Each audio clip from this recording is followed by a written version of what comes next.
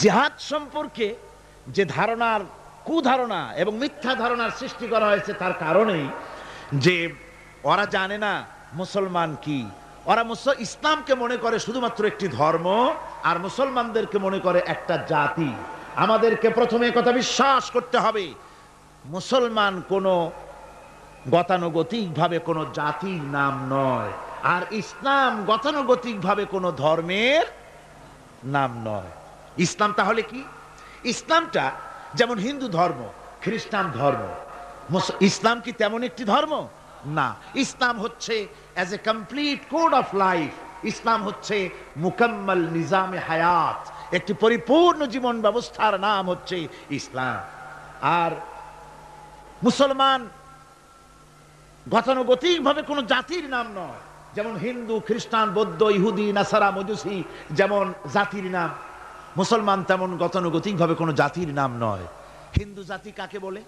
তো বলা হবে 12 মাসে যারা 13 পূজা করে ওরাই হচ্ছে হিন্দু জাতি। খ্রিস্টান কাদের বলে? যারা রবিবার দিন গির্জায় যায় তাদেরকে বলা হয় খ্রিস্টান জাতি। তো ইহুদি কারে বলে? যারা প্রতি শনিবার ইয়াউমুস সাব্ত যারা গিয়ে তাদের সিনাগোতে গিয়ে হাজির হয় তাদেরকে ইহুদি বলা হয়। এখন আপনি মুসলমানের ব্যাখ্যা কিভাবে করতে পারবেন যে মুসলমান কাকে বলে? জবাব হবে যারা শুক্রবার দিন মসজিদ যায়, নামাজ পড়ে, রোজা রাখে, ওরাই মুসলমান। জবাব ঠিক হলো না? জবাব ঠিক হলো না। ইসলাম হচ্ছে একটি বিপ্লবী মতবাদ, একটি পূর্ণাঙ্গ জীবন ব্যবস্থা। আর এই জীবন ব্যবস্থাকে যারা দুনিয়ার বুকে প্রতিষ্ঠিত করতে চায় সেই রেভলিউশনারি পার্টির নাম হচ্ছে ইসলাম, মুসলমান। সেই দলের নাম কি? মুসলমান। এই মুসলমানেরা পৃথিবীর বুকে তারা যুদ্ধ করে না স্বার্থ হাসিলের জন্য, দেশ দখল করার জন্য তারা যুদ্ধ করে না। তাদের স্ট্রাগল, তাদের সংগ্রাম হচ্ছে আল্লাহর বিধান জমিনের উপরে প্রতিষ্ঠা করা। এই জন্য রাসূল পাক বলেছেন জিহাদ হচ্ছে সর্বোত্তম ইবাদত। সর্বোত্তম ইবাদত কি?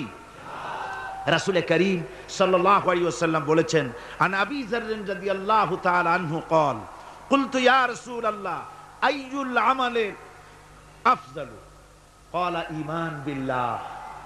আমি জিজ্ঞেস করলাম রাসূলকে, হযরতে আবু যর রাদিয়াল্লাহু তাআলা আনহু বলছেন আমি রাসূলকে জিজ্ঞেস করলাম, হে আল্লাহর রাসূল, সবচেয়ে উৎকৃষ্ট আমল কোনটি? হুজুর বললেন আল্লাহর প্রতি ঈমান, আর তারপরে হচ্ছে ওয়াল জিহাদু ফি সাবিলিল্লাহ, রাওয়াহু মুত্তাফাকুন আলাইহি। হুজুর সাল্লাল্লাহু আলাইহি ওয়াসাল্লাম বলছেন আল্লাহর প্রতি ঈমানের পরে আল্লাহর রাস্তায় জিহাদ করা হচ্ছে সর্বোত্তম ইবাদত।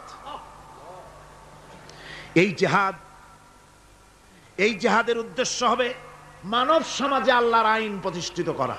যেহেতু আল্লাহর আইন প্রতিষ্ঠিত না হওয়া পর্যন্ত সমাজের মধ্যে অন্যায়, অসত্য চলতে থাকে, মানুষের উপর জুলম চলতে থাকে।